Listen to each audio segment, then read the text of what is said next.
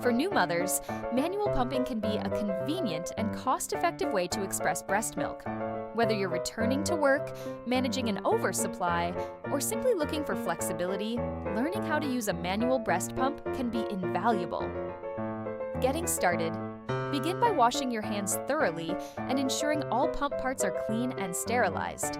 Find a comfortable, quiet space where you can relax, as stress can impact milk flow. Techniques. Position the pump's flange over your nipple, ensuring a proper seal to avoid discomfort. Use the handle to create a gentle suction rhythm, mimicking your baby's natural feeding pattern. Start slow and gradually increase intensity as needed. Tips for success.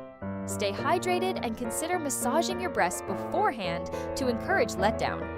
Patience is key. Manual pumping may take time to master. With practice, manual pumping can become an effective part of your breastfeeding journey, offering both flexibility and peace of mind.